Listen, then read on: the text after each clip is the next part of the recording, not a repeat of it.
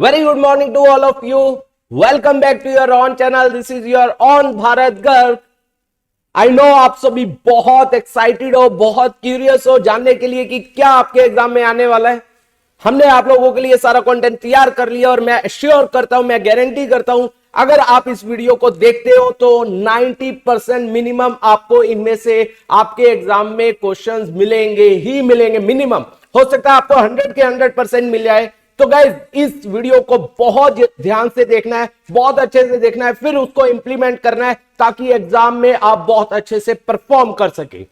चलिए स्टार्ट करते हैं. लेकिन स्टार्ट करने से पहले मैं चाहूंगा जो भी हमारे न्यू व्यूअर्स हैं या जो एग्जिस्टिंग है, जिन्होंने अभी तक हमारे चैनल को सब्सक्राइब नहीं किया है, तो पहले जाकर आप हमारे चैनल को सब्सक्राइब कर दीजिए और बेल आइकन बटन भी दबा दीजिए ताकि हमें भी मोटिवेशन मिले, ताकि हम आप लोगों के लिए आगे भी बहुत सारी वीडियोस बनाते रहे, बहुत सारी वीडियोस डालते रहे ताकि आप लोगों को बेनिफिट हो सके.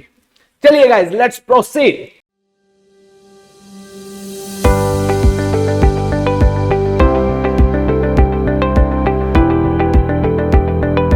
सो आज हम जो डिस्कशन करने वाले हैं, जो आपके एग्जाम में मिनिमम 90% आने वाला है. यस गाइस, ये गारंटी है आपके एग्जाम में 90% मिनिमम आपको मिलेगा ही मिलेगा. जो आज हम बात कर रहे हैं 11th क्लास के अकाउंट सब्जेक्ट की, मैं वो टॉपिक आपको बताने वाला हूं जो आपको मिनिमम 90% आपके एग्जाम में मिलेगा.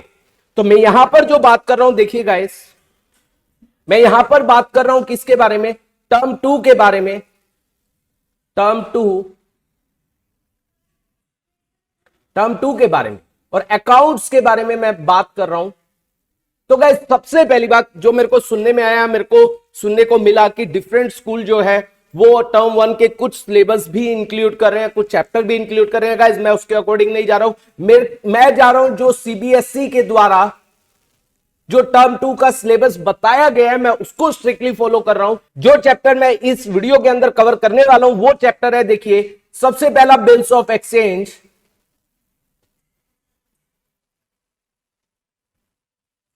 सेकेंड चैप्टर है आपका रेक्टिफिकेशन ऑफ एरर.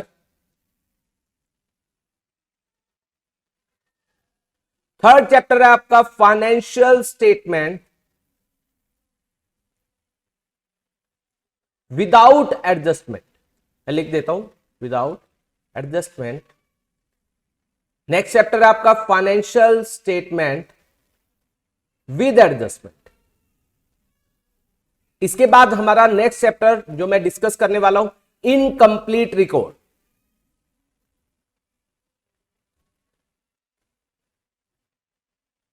जिसे हम सिंगल एंट्री भी बोलते हैं. ऑलराइट गाइस, इसके बाद मैं आप लोगों से डिस्कस करने वाला हूं, इसी के अंदर मैं डिस्कस करने वाला हूं जो एक एज पर सीबीएसई है, कैपिटल एंड रिवेन्यू.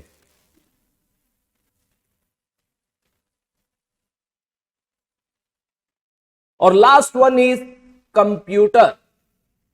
कंप्यूटर के जो चैप्टर्स हैं उनके बारे में हम डिस्कस. तो ये 7 चैप्टर के बारे में मैं एक एक पॉइंट के बारे में जो आपके एग्जाम पॉइंट ऑफ व्यू से वेरी इंपॉर्टेंट है, मैं उनके बारे में डिस्कस करने वाला हूं. सबसे पहले we are going to start with, सबसे पहले हम डिस्कस करने जा रहे हैं. गाइस ध्यान से समझना, आप ये लेक्चर बहुत इंपॉर्टेंट है. अगर इस लेक्चर को आप एंड तक सुनोगे तो मैं गारंटी कर सकता हूं कि आपके एग्जाम में वो 90% मिनिमम देखने को मिलेगा ही मिलेगा. तो इस लेक्चर को आपको मिस बिल्कुल भी नहीं करना है. बहुत अच्छे से देखना है, बहुत अच्छे से समझना है और उसके बाद, सुनने के बाद आपको बैठकर उसकी तैयारी करनी है. और मैं आपको गारंटी कर सकता हूं आपके बहुत अच्छे मार्क्स आएंगे, चाहे किसी ने अभी तक कुछ ना पढ़ा हो. सबसे पहले वी आर टॉकिंग अबाउट, देखिए गाइस, सबसे पहला चैप्टर मैं बात कर रहा हूं बिल्स ऑफ एक्सचेंज. देखिए, बिल्स ऑफ एक्सचेंज की अगर मैं बात करूं, इसके अंदर सबसे इंपॉर्टेंट चीजें क्या है, तो इसके अंदर सबसे पहला आपको क्लियर होना चाहिए. देखिए, जो आपसे पूछा जा सकता है, बिल्स ऑफ एक्सचेंज में बेसिकली 2 टाइप के बिल्स होते हैं. हम 2 टाइप के बिल्स की बात करते हैं. देखिए, पहला है आपका ट्रेड बिल और दूसरा है एकोमोडेशन बिल. ठीक है, ट्रेड बिल क्या होता है? जो ट्रेड पर्पस में क्या होता है, यूज होता है. मतलब जो हम बिजनेस कर रहे हैं उसमें यूज होता है. मतलब अगर हम क्या कर रहे हैं, परचेस कर रहे हैं, तो उसने बिल क्या किया, जो सेल कर रहा है उसने ड्रॉ किया. जैसे हम बिल्स ऑफ एक्सचेंज और प्रोमिसरी नोट की बात कर रहे हैं, मतलब जो अगर हम बिजनेस कर रहे हैं उसमें ट्रेड बिल यूज होता है. और एकोमोडेशन ऑफ बिल क्या होता है, जब हम म्यूचुअल हेल्प करते हैं. ये किसके लिए यूज होता है? Mutual help. तो ये आपसे 1 मार्क्स में पूछा जा सकता है, तो ये आपको क्लियर होना चाहिए। ट्रेड बिल क्या होता है और एकोमोडेशन बिल क्या होता है, ये आपको क्लियर होना चाहिए। ये आ सकता है। और उसके बाद क्या आ सकता है guys, very very very important, जो थियोरेटिकल पॉइंट ऑफ व्यू से है, बिल्स ऑफ एक्सचेंज और प्रोमिसरी नोट में डिफरेंस क्या है। तो बिल्स ऑफ एक्सचेंज और प्रोमिसरी नोट में, दूसरा मैं बात कर रहा हूं, देखिए पहले मैंने इसकी बात की, पहले पॉइंट की, दूसरी बात कर रहा हूं, इनके बीच में डिफरेंस क्या है, तो आपको पता होना चाहिए। मैं थोड़े बता भी देता हूं। बिल्स ऑफ एक्सचेंज क्या होता है, आपको पता है कौन ड्रॉ करता है, ड्रॉअर ड्रॉ करता है, ठीक है, और उसे कौन, एक्सेप्टर एक्सेप्ट करता है, ठीक है। ड्रॉअर ड्रॉ करता है, एक्सेप्टर एक्सेप्ट करता है, और उसके बाद हम किसी को ट्रांसफर भी कर सकते हैं, जिसको हम पे बोलते हैं। तो इसके अंदर 3 पार्टी होती है, ड्रॉअर, ड्रॉई एंड पे, ठीक है। लेकिन इसके अंदर केवल 2 पार्टी होती है। जो पर्सन ड्रॉ करता है बेसिकली वो कौन होता है, जिसने सामान लिया है। यहां पर ड्रॉ कौन करता है, क्रेडिटर करता है, जिसने सामान दिया है। यहां पर ड्रॉ कौन करता है, डेटर करता है। तो यहां पर 2 पार्टी होती है, वन इज प्रोमिसर, जिसे हम ड्रॉअर भी बोल सकते हैं, मेकर भी बोल सकते हैं, और दूसरा होता है क्या, पे, जिसको पे किया जाएगा। ऑलराइट गाइस, यहां पर एक्सेप्टेंस की जरूरत होती है, यहां पर एक्सेप्टेंस की जरूरत नहीं होती। ऑलराइट गाइस, उसके बाद बिल्स ऑफ एक्सचेंज में और क्या होता है, बिल्स ऑफ एक्सचेंज जो होता है, देखिए इसमें बिल्स ऑफ एक्सचेंज में जो ड्रॉअर होता है उसकी लायबिलिटी सेकेंडरी होती है, ठीक है। यहां पर जो ड्रॉअर होता है उसकी लायबिलिटी क्या होती है, प्राइमरी होती है। इस तरीके से मैंने आपको 3-4 पॉइंट बता दिया, आप भी और अपनी बुक में से देख सकते हैं। तो मैंने आपको 2 चीजें बता दी, अब तीसरी चीज के बारे में बात कर रहा हूं, विच इज वेरी इंपॉर्टेंट। 3 चीजें गाइस, 3 जो आपसे पूछी जा सकती है 1 मार्क्स में। देखिए, bill at sight, bill after date और बिल्स आफ्टर साइट। देखिए, सबसे पहली बिल एट साइट क्या होती है, और इसे और डिमांड भी बोलते हैं, ऑन डिमांड भी बोला जा सकता है। ये क्या होता है, ये कौन सा बिल होता है कि कभी भी जो पर्सन जिसके पास बिल है वो कभी भी जा सकता है, और जिसने एक्सेप्ट किया हुआ है, जिसने भी मान लीजिए प्रोमिसरी नोट है, ड्रॉ किया हुआ है, उसके पास जा सकता है, कभी भी पेमेंट ले सकता है। मतलब यहां पर कोई डेट ऑफ पीरियड नहीं होता है, ना कोई 3 डेज ऑफ ग्रेस होते हैं। मतलब जब भी वो जाएगा उससे पेमेंट मिल जाएगी, that is called bills at sight. ये बहुत इंपॉर्टेंट है। और गाइस, इसके बाद मैं बात कर रहा हूं bills after date. Bills after date क्या होता है कि जो बिल का टाइम पीरियड स्टार्ट होगा वो कब से स्टार्ट होगा। जैसे मान लीजिए 3 मंथ से, मान लीजिए लेट्स सपोज ए और बी है। ए ने बिल को ड्रॉ किया कब, 1 अप्रैल को, ठीक है, 3 मंथ्स के लिए। अब ये 3 मंथ्स कब से स्टार्ट होंगे, अगर बिल आफ्टर डेट है तो बिल ये जो स्टार्ट होंगे वो 1 अप्रैल से स्टार्ट होंगे, ठीक है। मतलब जब ड्रॉ किया गया तभी से वो डेट स्टार्ट हो जाएगी। लेकिन जो बिल आफ्टर साइट है, ए और बी है, मान लीजिए बी ने यहां पर एक्सेप्ट किया था 10th ऑफ अप्रैल को, ठीक है। अब यहां पर सेम मैं ले लेता हूं, 1/4 को, 1 अप्रैल को उसने ड्रॉ किया, 10th अप्रैल को उसने क्या किया, एक्सेप्ट किया। अब अगर बिल आफ्टर साइट है तो वो 3 मंथ कहां से स्टार्ट होंगे, अगर वो आफ्टर साइट है तो वो 10th अप्रैल से स्टार्ट होंगे। ये इसका डिफरेंस है। तो तीनों गाइस बहुत इंपॉर्टेंट है, आपको क्लियर होने चाहिए, आपके एग्जाम पॉइंट ऑफ व्यू से वेरी वेरी वेरी इंपॉर्टेंट है। इसके बाद हमारे पास आता है जो चौथा आता है गाइस, देखिए चौथा आता है, आपसे ये पूछा जा सकता है कि आपको डेट दे दी गई और आपको डेट के अकॉर्डिंग बोला गया 3 मंथ का बिल है या 90 डेज का बिल है, आपको कैसे निकालना है वो आप इजीली कर सकते हो। देखिए, जैसे मान लीजिए आपको दे दिया 1 अप्रैल 2022 को, आपने क्या किया, बिल ड्रॉ किया 3 मंथ्स के लिए, आपको इसकी ड्यू डेट बतानी है। आपको बहुत अच्छे से पता है, 1 अप्रैल, 1 मई, 1 जून, 1 जुलाई, 1 जुलाई including 1 day of grace, 1st, 2nd, 3rd, इसका मतलब 4th ऑफ जुलाई। और इसके बाद अगर वो क्या है, मान लीजिए डेज में है, 30 डेज है, तो हमने फर्स्ट को भी इंक्लूड कर दिया, 30 डेज मतलब 30th अप्रैल, मंथ कंप्लीट। अब 3 days of grace, 1st, 2nd, 3rd, 3rd में, तो इसका आ जाएगा 4th में। आपको एक बात इसमें ध्यान रखनी है, बहुत इंपॉर्टेंट, कि अगर क्या है पब्लिक हॉलीडे, जो पब्लिक मतलब पब्लिक हॉलीडे लाइक संडे आ गया या रिपब्लिक डे होता है, इंडिपेंडेंस डे हो गया, ये सब क्या है पब्लिक हॉलीडे, तो 1 डे बिफोर, एक दिन पहले अगर क्या है, अगर हमारी कौन सी क्या चीज है, अगर इमरजेंसी हॉलीडे, किसी कारणवश हमारी इमरजेंसी हॉलीडे होती है, तो 1 day after, alright guys, I hope ये भी आपको आया होगा। और गाइस अब यहां पर मैं बात कर रहा हूं, देखिए ये तो मैंने आपको थ्योरेटिकल वाइज बोला कि ये क्वेश्चन आ सकते हैं, आई होप ये क्लियर होंगे, आप अच्छे से कर पाओगे। अब बात आती है बड़ा क्वेश्चन कहां किसमें से पूछा जाएगा, कहां से आपसे पूछा जाएगा। ये आपसे पूछा जा सकता है दो टॉपिक में से। गाइस बहुत सारे टॉपिक है, मैं उनमें से आपको दो टॉपिक बता रहा हूं। एक तो आपका जब आपने बिल को क्या करवाया है, डिस्काउंट करवाया है बैंक से, और वो क्या हो गया, डिसओनर, वो डिसओनर हो गया। एक तो ये पूछा जा सकता है आपसे, ठीक है। या दूसरा क्या हो सकता है, बिल आपने क्या किया, आपने एंडोर्स किया, किसको, थर्ड पार्टी को, ठीक है, और वो क्या हो गया, आपका डिसओनर हो गया।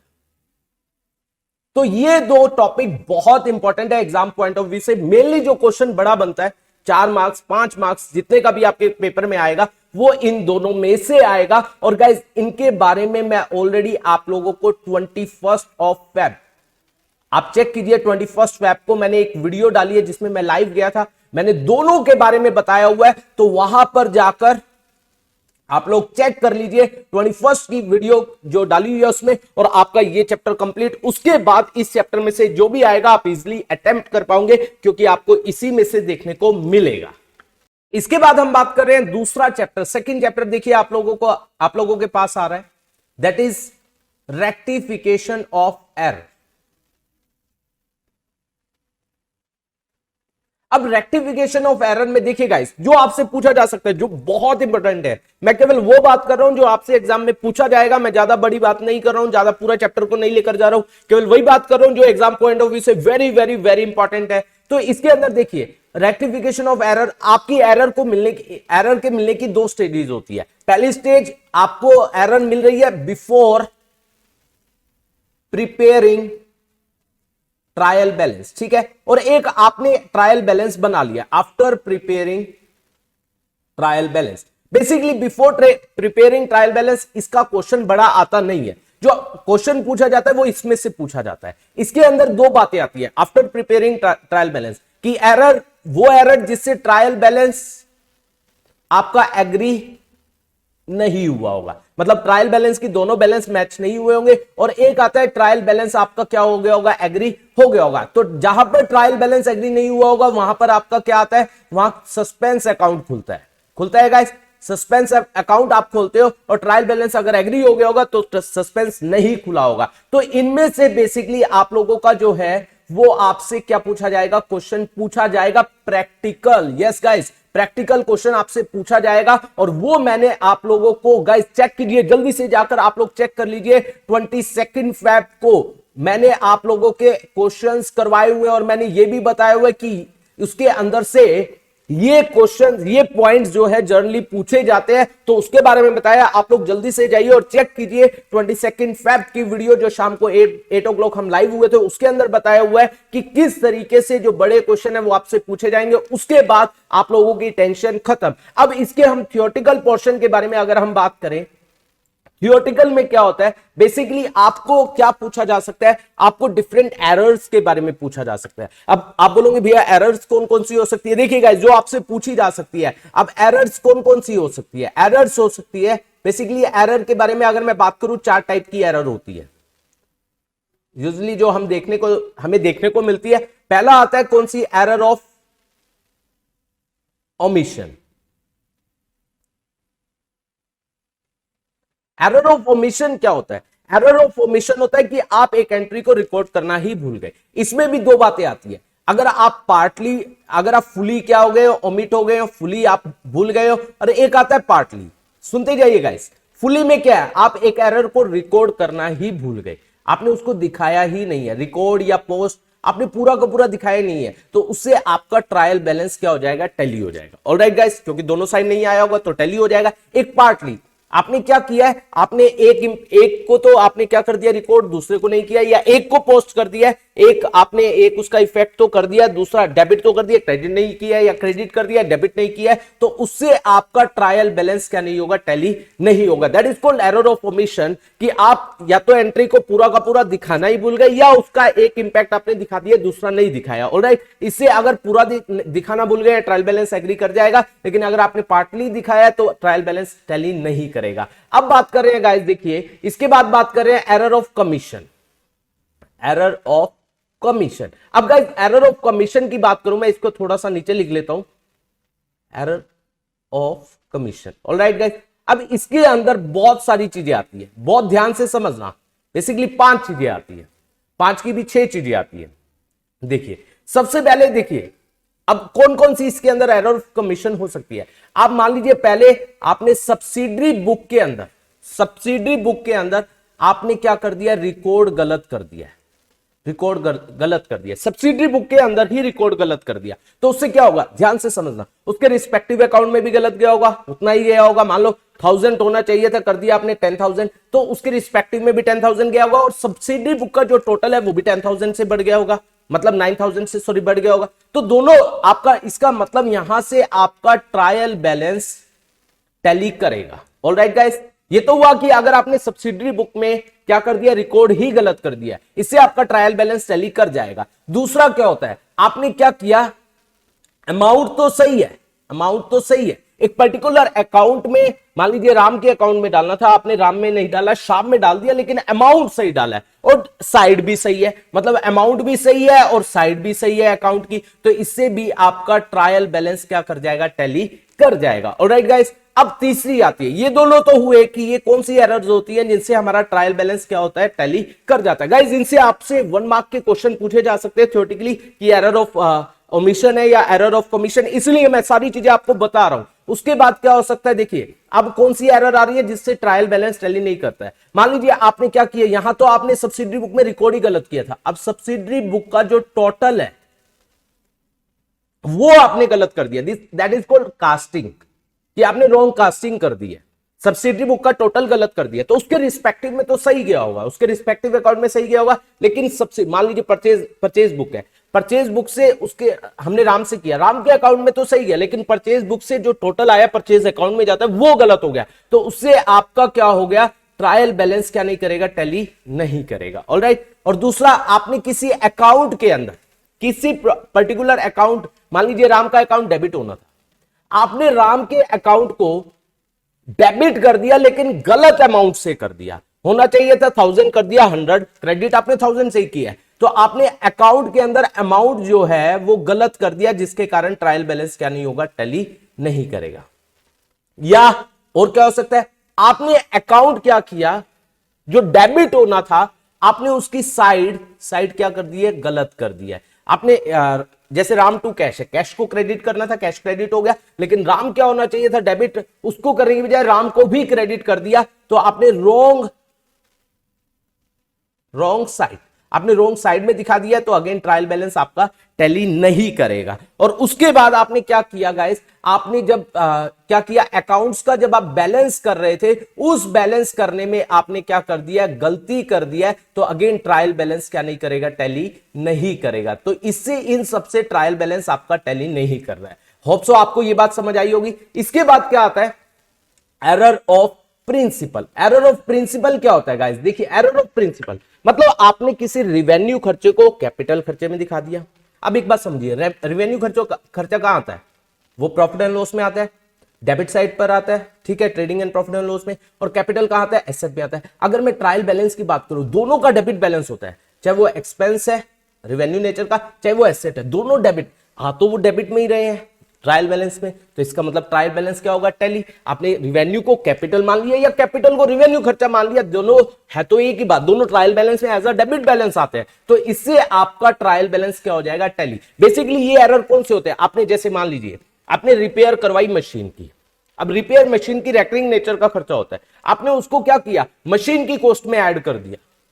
अब मशीन की कॉस्ट बढ़ रही है तो वो भी ट्रायल बैलेंस में, डेबिट बैलेंस में आएगा, आना चाहिए था वो भी क्या पर खर्चों में, वो भी वहीं आना चाहिए था, तो दोनों ही डेबिट बैलेंस है, तो अल्टीमेटली आपका ट्रायल बैलेंस टैली कर जाएगा। तो यहां पर ट्रायल बैलेंस आपका टैली कर जाएगा, that is called error of principle. उसके बाद आपका आता है last, that is compensatory error. ये कौन सी एरर होती है? ये एरर वो एरर होती है जो एक गलती तो आपने कर दी और एक और गलती हो गई, दूसरी गलती ने पहली गलती के इंपैक्ट को नलिफाई कर दिया। That is called error of principle. Example दे रहा हूं, मान लीजिए आपने राम को डेबिट करना था 1000 से, ठीक है, आपने उसको कर दिया 100 से। श्याम को आपने डेबिट करना था 100 से, आपने उसको कर दिया 1000 से। डेबिट ही करना था दोनों को, ठीक है। अब यहां कितने से बढ़ गया? 900 से। यहां कितने से कम हो गया? 900। चेक करो क्या आपका ट्रायल बैलेंस यहां पर टैली करेगा या नहीं करेगा? बिल्कुल करेगा, ठीक है। तो इसे क्या बोला जाता है? That is called compensatory error. तो ये मैंने एरर्स बताई जिसमें से आपसे पूछा जाएगा आपके एग्जाम में। तो गाइस ये एरर्स आपको आनी चाहिए। ये मैंने थ्योरेटिकल पॉइंट ऑफ व्यू से बताया। उससे पहले मैंने आपको उसका प्रैक्टिकल क्वेश्चन जो मैंने बताया, आप 22 फेब की वीडियोस को देखिए, वहां से आपको क्लियर हो जाएगा और ये चैप्टर भी आपका खत्म। इसके बाद हमारे पास आ रहा है financial statement without adjustment. Yes guys, अब हम जो टॉपिक स्टार्ट कर रहे हैं थर्ड चैप्टर का, financial statement without adjustment. Guys इसके अंदर क्या चीजें आएंगी मैं बिल्कुल क्लियर आपको बता रहा हूं कि क्या क्या चीजें आपको करनी है। सबसे पहले एक चीज जो बता रहा हूं, आपको पूछा जा सकता है थ्योरेटिकल पॉइंट ऑफ व्यू से, adjusted purchases. Guys adjusted purchases का मतलब क्या होता है? एडजस्टेड परचेजेस का मतलब होता है opening stock plus purchases. Purchases का मतलब यहां पर हो गया नेट और माइनस क्लोजिंग स्टॉक।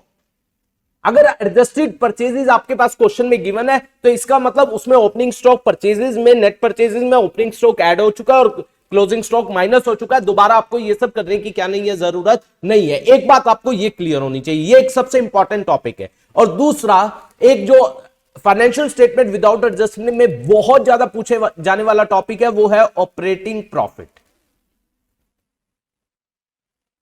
देखिए गाइस, ऑपरेटिंग प्रॉफिट मैं यहां पर बता रहा हूं, मैं इसके बारे में 23 फेब को बता चुका हूं, वहां जाकर देख लीजिए, आपको सारा क्लियर हो जाएगा। मैं यहां पर केवल आपको थोड़ा सा गो थ्रू दे रहा हूं। ऑपरेटिंग प्रॉफिट कैसे निकालते हैं? आपको ग्रोस प्रॉफिट निकालना आता है ट्रेडिंग अकाउंट से, यस भी आता है। तो ग्रोस प्रॉफिट में आप क्या करते हो? ऑपरेटिंग इनकम्स को ऐड करते हो और ऑपरेटिंग एक्सपेंस को क्या करते हो? माइनस, तब जाकर आपका ऑपरेटिंग प्रॉफिट आता है। मतलब आपको नॉन ऑपरेटिंग एक्सपेंस और नॉन ऑपरेटिंग इनकम्स को नहीं लेना है। तो आपको मैं बता रहा हूं नॉन ऑपरेटिंग एक्सपेंस, गाइस मैं बात कर रहा हूं नॉन ऑपरेटिंग एक्सपेंस के बारे में। वो कौन कौन से होते हैं? जो ऑपरेशन से रिलेट नहीं करते हैं। लाइक हमारा क्या हो गया? Loss on sale of fixed asset हो गया, loss on sale of fixed asset, ये सब नहीं होते हैं, ये ऑपरेशन से रिलेट नहीं करते हैं। लॉस ऑन चैरिटी हो गया, देखिए गाइस मैं लिखता जा रहा हूं जल्दी से, चैरिटी हो गया, डोनेशन हो गया, loss on sale of investment हो गया, यहां पर ओब्लिक में इसको मैं इन्वेस्टमेंट कर देता हूं, इजी हो जाएगा, ठीक है। उसके बाद interest on loan, long term loan, interest on loans,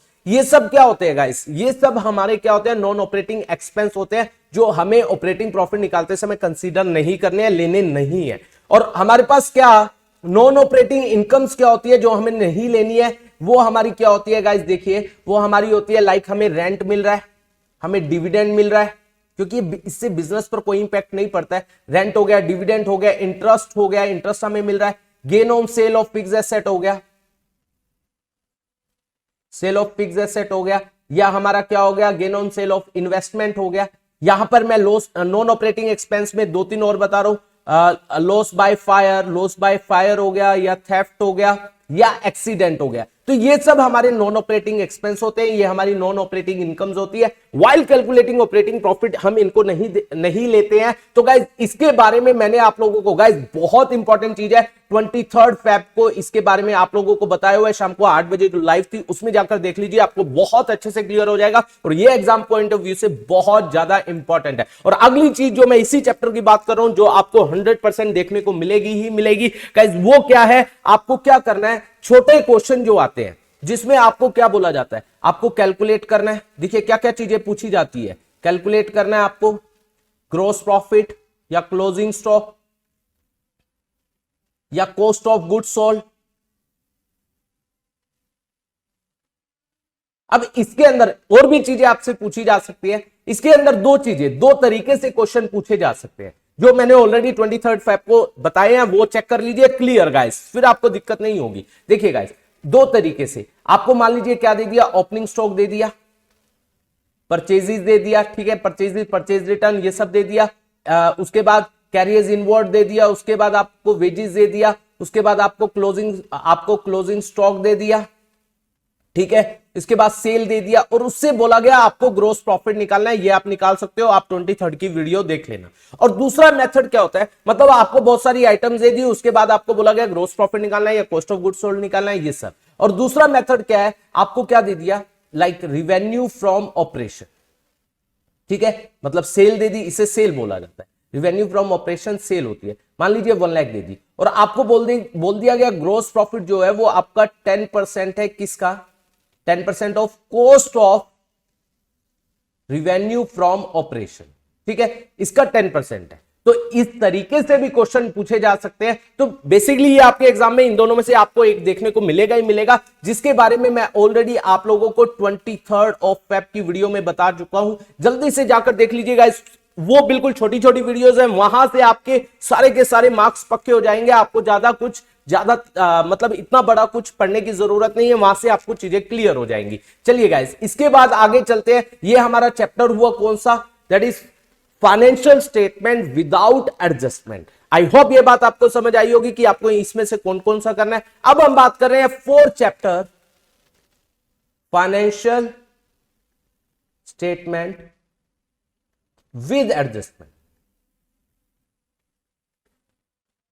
इसके अंदर जो आने वाला है आपके पास फाइनेंशियल स्टेटमेंट विद एडजस्टमेंट में लॉन्ग क्वेश्चन आने वाला है। तो आपसे लॉन्ग क्वेश्चन में क्या पूछा जाएगा, आपको ट्रेडिंग बनाना है, trading and profit and loss account बनाना है, और क्या बनाना है गाइस, बैलेंस शीट, ये बनानी है। अब इसके अंदर trading and profit and loss और बैलेंस शीट जो ट्रायल बैलेंस में आइटम दी होती है वो आपको आती है। अब बात आती है इसके अंदर जो सबसे इंपॉर्टेंट चीज होती है वो होती है एडजस्टमेंट। अब मैं एडजस्टमेंट बता रहा हूं कौन कौन सी आपके एग्जाम में आपको देखने को मिलेगी। देखिए गाइस, एडजस्टमेंट आपसे पूछी जाएगी पहली क्लोजिंग स्टॉक की, ठीक है। दूसरी एडजस्टमेंट जो है वो पूछी जाएगी आपसे accrued income, income received in advance, ठीक है। उसके बाद आउटस्टैंडिंग एक्सपेंस और दैट इज प्रीपेड एक्सपेंस, ये एडजस्टमेंट पूछी जा सकती है। थर्ड आपसे पूछा जाएगा फर्दर बैड डेट, ठीक है गाइस। और इसके बाद इसी के साथ मैं लिख देता हूं and provision for doubtful debt, जो आपसे पूछी जाएगी। फोर्थ आपसे जो पूछी जाएगी वो आपसे पूछी जाएगी मैनेजरियल कमीशन, ये इंपॉर्टेंट है गाइस। इसके बाद फिफ्थ आपसे जो लास्ट पूछी जा सकती है that is depreciation on fixed asset. तो इन सब से रिलेटेड आपसे एडजस्टमेंट पूछी जाएगी। तो गाइस केवल आप अगर ये एडजस्टमेंट कर लेते हो, मैं श्योर करता हूं आपका मैक्सिमम क्वेश्चन हो जाएगा। और गाइस इन सब के बारे में मैंने आप लोगों को 24th फेब की वीडियो में बताया हुआ है। जल्दी से जाकर 24th की फेब की वीडियो को देख लेना, वहां पर सारी एडजस्टमेंट करवाई हुई है और आप लोगों का ये चैप्टर भी खत्म। आप लोगों को टेंशन लेने की जरूरत नहीं है। अब हम बात कर रहे हैं गाइस आपका next chapter that is accounting for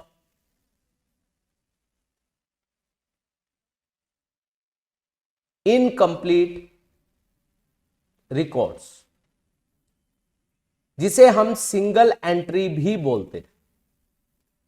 तो देखिए गाइस इसके अंदर क्या आने वाला है, देखिए थ्योरेटिकल पॉइंट ऑफ व्यू से पहले मैं बात कर रहा हूं जो आपसे पूछा जा सकता है। सबसे पहली बात, इसका मतलब इनकंप्लीट रिकॉर्ड होते क्या है, इनकंप्लीट रिकॉर्ड या सिंगल एंट्री बोलते क्या है। गाइस बिल्कुल इजी है, जिसमें हम डबल एंट्री को क्या नहीं करते हैं, फॉलो नहीं करते हैं, उसे हम क्या बोलते हैं, इनकंप्लीट रिकॉर्ड या सिंगल एंट्री बोलते हैं। और इसके अंदर थ्योरेटिकल पॉइंट ऑफ व्यू से बहुत ज्यादा इंपॉर्टेंट क्या है कि single entry and double entry, sorry and कर देता हूं इसको मैं, एंड डबल एंट्री सिस्टम में डिफरेंस। ये गाइस ये आपको मैंने बताया हुआ है 23rd के लेक्चर में, 23rd ऑफ फेब के लेक्चर में मैंने करवाया हुआ है, उसमें से जाकर देख लीजिए। ये बहुत इंपॉर्टेंट है, जो यूजुअली अगर थ्योरेटिकल क्वेश्चन आएगा तो ये आपको देखने को मिलेगा। सिंगल एंट्री और डबल एंट्री सिस्टम में क्या डिफरेंस है ये आपको पता होना चाहिए। अब बात आई इसके हम प्रैक्टिकल क्वेश्चन में, क्योंकि ये ज्यादा बड़ा चैप्टर नहीं है, छोटा सा चैप्टर है। प्रैक्टिकल क्वेश्चन में आपसे क्या पूछा जाता है,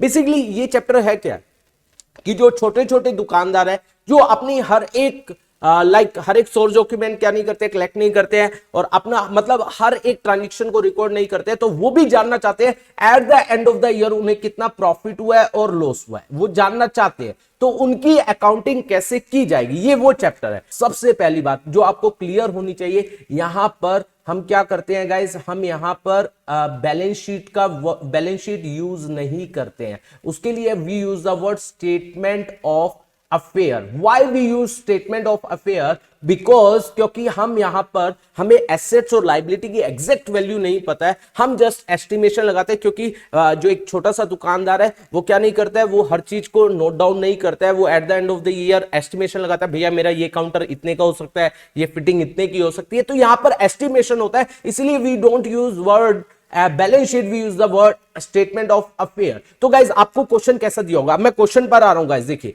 या तो क्वेश्चन में दिया होगा, देखिए क्वेश्चन में ये आपका आंसर कैसे निकाला जाएगा, आपको प्रॉफिट और लॉस निकालना है। तो एक जो फॉर्मूला जो आप बहुत बार पढ़ते आए हो, आप याद कीजिए जब आप क्या क्या पढ़ते थे, आप प्रॉपर बैलेंस शीट में आप क्या करते थे, कैपिटल को लायबिलिटी में दिखाते थे, तो आप क्या करते थे, उसे जो लायबिलिटी के इनर कॉलम में दिखाते थे तो उसे ओपनिंग कैपिटल बोला जाता था। उसमें आप क्या करते थे, प्रॉफिट्स को क्या करते थे, ऐड करते थे, नेट प्रॉफिट्स को ऐड करते थे। उसके बाद आप क्या करते थे, एडिशनल कैपिटल को ऐड करते थे, इंटरेस्ट ऑन कैपिटल को ऐड करते थे या नहीं, बिल्कुल भैया करते थे। ड्राइंग्स को भैया हम माइनस करते थे, बिल्कुल सही। और इंटरेस्ट ऑन ड्राइंग को भी क्या करते थे, इंटरेस्ट ऑन ड्राइंग को भी क्या करते थे, माइनस। तब जाकर आपकी क्या आती थी, आप आउटर कॉलम में क्लोजिंग कैपिटल दिखाते थे। तो आपको क्वेश्चन में क्या दिया होगा गाइस, बिल्कुल इजी है, आपको ये सब चीजें दी होगी और आपको ये निकालना होगा। तो आप क्या करोगे, जो चीजें यहां प्लस की है उधर जाकर माइनस की, तो यहां पर नेट प्रॉफिट, आप जो प्रॉफिट्स निकालोगे, प्रॉफिट और लॉस कैसे, closing capital minus opening capital, plus का है माइनस हो जाएगा, minus additional capital minus interest on capital, add हो जाएगा ड्रॉइंग और ऐड हो जाएगा इंटरेस्ट ऑन ड्रॉइंग। ये एक तरीका है बस, और कुछ भी नहीं है इस चैप्टर में। आप ये जो मेथड है इसे जैसे हम trading and profit and loss use करते हैं, उसके लिए वर्ड यूज होता है statement of profit and loss. ठीक है गाइस, ये वर्ड यूज होता है। आप बनाओगे, पहले क्लोजिंग कैपिटल लिख दोगे, उसमें एडिशनल कैपिटल को माइनस कर दोगे, इंटरेस्ट ऑन कैपिटल को माइनस कर दोगे, ड्राइंग को ऐड कर दोगे, इंटरेस्ट ऑन ड्राइंग को ऐड कर दोगे और लास्ट में ओपनिंग कैपिटल को माइनस कर दोगे और वो आपका क्या आ जाएगा, प्रॉफिट आ जाएगा। और जो और पूछा जा सकता है, जो आपसे लास्ट चीज, कई बार आपको क्लोजिंग कैपिटल नहीं दी होगी या ओपनिंग कैपिटल नहीं दी होगी, तो आप उसके लिए क्या बनाओगे, स्टेटमेंट ऑफ अफेयर। मैंने अभी बताया बैलेंस शीट नहीं है, अफेयर, स्टेटमेंट ऑफ अफेयर। मान लीजिए आपको क्लोजिंग कैपिटल नहीं दिया, तो एसेट के आपको सबके क्लोजिंग बैलेंस दिए होंगे और लायबिलिटी, क्लोजिंग लायबिलिटी के भी बैलेंस दिए होंगे, उससे आपकी क्या आ जाएगी, क्लोजिंग कैपिटल आ जाएगी। आ जाएगी, बिल्कुल इजी। और उसको यहां पर पुट कर देंगे, अगर ओपनिंग है तो डायरेक्ट पुट हो जाएगा। अगर ओपनिंग भी नहीं है, मान लीजिए हमने क्या निकाली, क्लोजिंग स्टेटमेंट ऑफ अफेयर बनाया, क्लोजिंग कैपिटल निकाली। अगर हमारे पास ओपनिंग कैपिटल भी नहीं दी है, तो अगेन हमें ओपनिंग बैलेंस दिए होंगे, तो हम क्या बनाएंगे, ओपनिंग स्टेटमेंट ऑफ अफेयर्स बनाएंगे। ठीक है, यहां पर ओपनिंग सारे एसेट के बैलेंस दिए होंगे, ओपनिंग लायबिलिटीज के, तो यहां से ओपनिंग क्या आ जाएगी, कैपिटल। ऑलराइट गाइस, तो ये हमारा ओपनिंग कैपिटल आ जाएगा, उस फॉर्मूले में पुट कर देंगे और हमारा प्रॉफिट निकल जाएगा। That is very very easy. I hope ये भी चैप्टर आपको क्लियर हुआ होगा कि आपसे किस तरीके से क्वेश्चन पूछा जा सकता है, और इसके बारे में मैं डिटेल आप लोगों से 23rd फेब की वीडियोस में जो हमने लाइव किया था उसमें कर चुका हूं गाइस, उसको देख लीजिए और आपको दोबारा कुछ करने की जरूरत भी नहीं पड़ेगी। उन वीडियो को देखने के बाद आपकी सारी चीजें क्लियर होती चली जाएंगी। इसके बाद गाइस हमारे पास नेक्स्ट चैप्टर आ रहा है, that is capital and revenue. Guys इसके अंदर से जो पूछा जाएगा, आपसे क्वेश्चन दे दिया कि लेट्स सपोज हमने व्हाइट वॉश करवाया अपनी शॉप के अंदर, वो कैपिटल एक्सपेंडिचर है, रिवेन्यू। आपको पता होना चाहिए, मतलब पता होना चाहिए कैपिटल और रिवेन्यू का। देखिए पहले हम बात करें कैपिटल एक्सपेंडिचर की। कैपिटल एक्सपेंडिचर कौन से होते हैं, वो खर्चे होते हैं जो हम बार बार नहीं करते, जो एक बार करते हैं, जिसका बेनिफिट हमें लंबे समय तक मिलता है।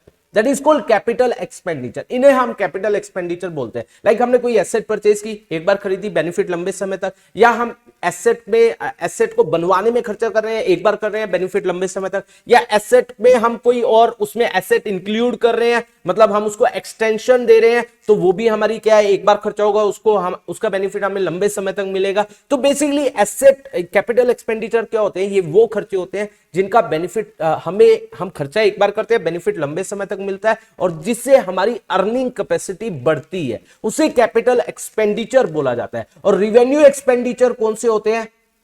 रिवेन्यू एक्सपेंडिचर वो खर्चे होते हैं गाइस जो हमें बार बार करने पड़ते हैं, मतलब हमें रेकरिंग बेसिस पर वो खर्चे करने पड़ते हैं और जिसका बेनिफिट केवल हमें उसी समय तक के लिए मिलता है जिस समय के लिए हम इसको पे करते हैं। तो these are the revenue expenditure और ये हमारी अर्निंग कैपेसिटी को क्या करते हैं? मेंटेन करते हैं। तो आपसे क्वेश्चन इसमें क्या पूछा जा सकता है? बहुत छोटा सा चैप्टर है, ये आपसे पूछा जा सकता है कि आप लेट्स सपोज व्हाइट वॉश करवा रहे हो गाइस, ये रेकरिंग नेचर का खर्चा है, तो व्हाइट वॉश हमारा क्या हो जाएगा? That is a revenue expenditure. आपने कोई एसेट खरीदी, आपने कोई सेकंड हैंड एसेट खरीदी, ठीक है, वो आप पहली बार खरीदे हो, आपने उसकी इमीडिएट रिपेयर करवाई, तो गाइस वो भी आप पहली बार करवा रहे हो, मतलब वो खर्चा। अगर आप उसकी इमीडिएट रिपेयर करवा रहे हो that is the capital expenditure.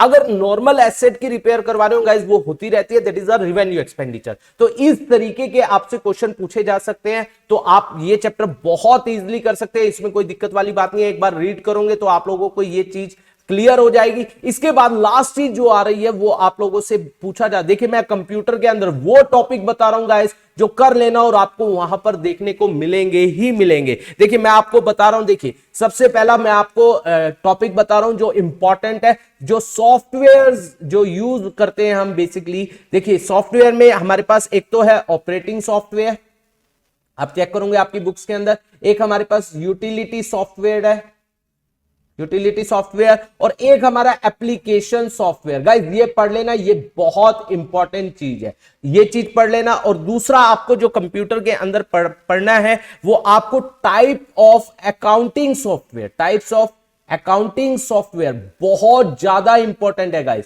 Software, accounting software guys कौन कौन से आप देखोगे, एक तो रेडीमेड होता है, एक हमारा क्या होता है कस्टमाइज्ड होता है, और एक होता है हमारा बेसिकली टेलर मेड। ये बहुत ज्यादा गाइस, जो ये मैं बता रहा हूं बहुत ज्यादा आप देखोगे, इन्हीं में से ही आपको क्वेश्चन देखने को मिलेंगे। एक जो बहुत इंपॉर्टेंट चीज है कि मैनुअल एंड कंप्यूटराइज्ड अकाउंटिंग, इनमें जो डिफरेंस होता है ये बहुत बार पूछा जाता है, ये भी आप पढ़ लेना। और उसके बाद इसकी एडवांटेज, किसकी एडवांटेज एंड लिमिटेशन, किसकी कंप्यूटराइज्ड अकाउंटिंग की एडवांटेज और लिमिटेशन आप लोग पढ़ लेना। इसके बाद गाइस देखिए, इसके बाद जो आपसे कंप्यूटर में पूछा जा सकता है वो आपसे पूछा जा सकता है अकाउंटिंग रिपोर्ट्स, रिपोर्ट्स और उसकी टाइप्स, अकाउंटिंग रिपोर्ट और उसकी टाइप्स। और लास्ट वन जो आपसे बहुत इंपॉर्टेंट चीज पूछी जा सकती है, information system management, basically information system at various level, जिसमें बेसिकली आती है आपकी ईएसएस, एमआईएस, उसके बाद डीएसएस और last one is TPS. ESS क्या होता है? एग्जीक्यूटिव सपोर्ट सिस्टम होता है, मैनेजमेंट इंफॉर्मेशन सिस्टम होता है, इसके बाद डिसीजन सपोर्ट सिस्टम होता है और ट्रांजैक्शन प्रोसेसिंग सिस्टम होता है। गाइस ये केवल आपको ये चीजें करनी है कंप्यूटर में और इन्हीं में से आपको क्वेश्चन देखने को मिलेगा, इससे बाहर आपको देखने को मिलेगा ही नहीं। तो गाइज इस तरीके से मैंने आप लोगों के साथ देखिए सारे के सारे चैप्टर्स के बारे में आप लोगों से डिस्कस किया। देखिए मैं आपको दिखा देता हूं, मैंने जो बात की आप लोगों से, सारे के सारे bills of exchange, rectification, financial statement without adjustment, with adjustment, उसके बाद इनकंप्लीट रिकॉर्ड, उसके बाद कैपिटल एंड रेवेन्यू और लास्ट वन इज मैंने आपसे डिस्कस किया कंप्यूटर। तो अगर आप केवल ये चीजें जो मैंने आपको बताई है गाइज, आपके पास एक दिन है, 2 दिन है, 3 दिन है, आप केवल अगर ये चीजें कर लेते हो, मैं डैम श्योर कह सकता हूं आपका मिनिमम 90% सिलेबस इसमें से देखने को मिलेगा। मतलब 90% आपके क्वेश्चन इसके अंदर, हो सकता है 100 के 100% आपको देखने को मिल जाए। तो आपको इन चीजों को क्या नहीं करना है, इन चीजों को गाइज अब इग्नोर नहीं करना है। ये आपके लास्ट डेज है, लास्ट डेज में मैंने ऐसी चीज आपको दे दी है जिसके बाद यू विल से कि आप अगर इनको कर लेते हो तो definitely you will score good, very good marks, good marks नहीं वेरी गुड मार्क्स, ये मेरी आप लोगों के साथ श्योरिटी है। तो गाइज अगर आपको ये वीडियो पसंद आई है और आप चाहते हो हमारे फ्रेंड्स का, हमारे जो क्लासमेट्स है या हमारे नॉन है उनका भी बेनिफिट हो सके, ज्यादा से ज्यादा इसको शेयर कर दीजिए। अब आपको शेयर के लिए रुकना नहीं है गाइस, हमने आप लोगों के लिए एफर्ट किया है, आप हमारे लिए ये एफर्ट कर सकते हो कि ज्यादा से ज्यादा जितने भी आपके सर्कल है उसमें शेयर कर दीजिए ताकि सबको इसका बेनिफिट हो सके। Thank you so much for watching this video, thank you so much.